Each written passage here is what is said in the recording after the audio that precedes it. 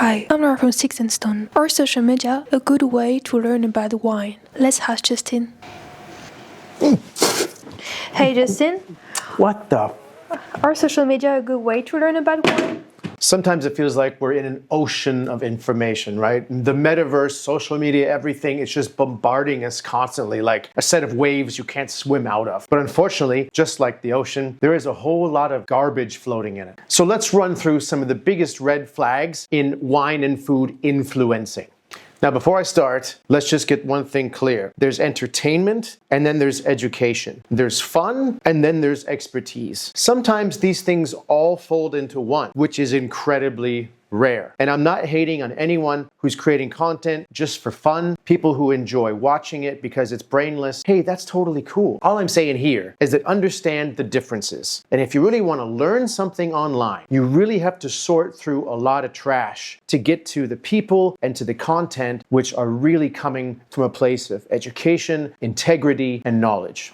Number one, gimmicks. Running around your restaurant with meta glasses probably gets you some clicks, probably gets you some followers, but with great power comes great responsibility. And if you're gonna spit some garbage, like, gee, I wonder if I should decant this bottle. It's only 12%. Are you effing kidding me? If you don't know that a 20-year-old Mosel Riesling from Egon Müller with 8% should absolutely be decanted, probably even more than some 15% marmalade monster from Argentina, then I'm sorry. Maybe it's time to go back to basics and drop the stupid glasses.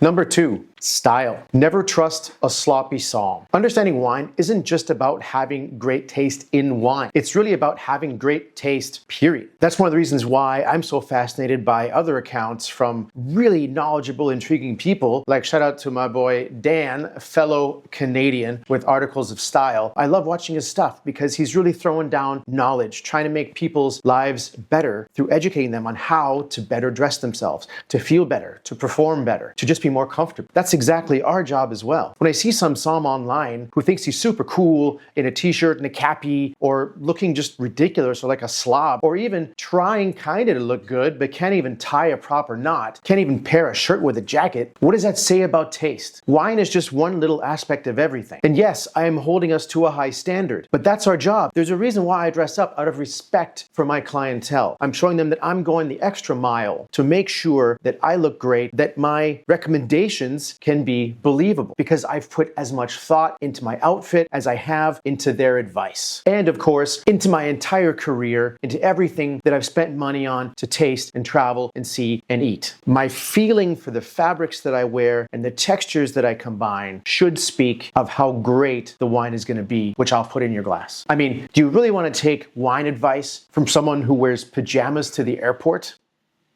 Number three, sex sells. Hey, everyone likes aesthetics. Everyone likes to look at beautiful people. Otherwise, they wouldn't be celebrities, right? However, you have to ask yourself, does that flash of the six-pack or that little dip of the cleavage, does that really do anything for the content? And does the content really need that? And if it did, and if it didn't, would it still happen? I mean, any wine you see in a picture doing the motorboat, probably not a great wine. No? Anybody?